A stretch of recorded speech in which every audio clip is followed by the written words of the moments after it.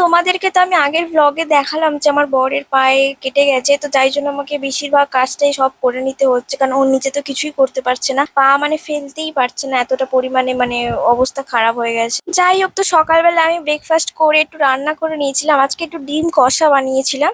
তো তারপর এখানে আমাদের মনসা পুজো হয় প্রতি বছর, তো তার জন্য ঘট বসে গেছে। আর পুজো তো খুব তাড়াতাড়ি হবে, তো তোমাদের সাথে অনেক ভিডিও শেয়ার করার আছে। তো সারাদিন রান্না বান্না করার পর আর তো কিছু খেতে ইচ্ছা করছিল না, মানে বানিয়ে খেতে ইচ্ছা করছিল না মেনলি।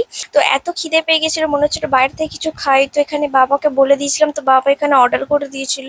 আর বাইরে বেরোতেও তো ইচ্ছা করছিল না, তো ওই জন্য এখানে অর্ডার করে দিয়েছিল, আর আমরা সবাই মিলে এখানে খেয়েছি। আর সব খাওয়া দাওয়া হয়ে যাওয়ার পর এখানে আমার শাশুড়ি মা আবার বিকেলবেলা মানে সন্ধ্যের দিকের ফুচকা নিয়ে এসেছিল, যেহেতু ও টক খেতে পারবেই না, তো আমি এখানে খাচ্ছিলাম মেনলি। আর ফুচকা খেতে তো কারই না ভালো লাগে, আর যেহেতু আমার বর টক খেতে পারবে না, তাই জন্য হচ্ছে ওকে শুকনো ফুচকা দিয়েছিলাম, ওটাই খেয়েছিল। আর ভিডিওটা ভালো লাগলে লাইক করে দিও, আর আমার চ্যানেলটাকে সাবস্ক্রাইব করতে ভুলো না। বাই, দেখা হচ্ছে নেক্সট ব্লগে।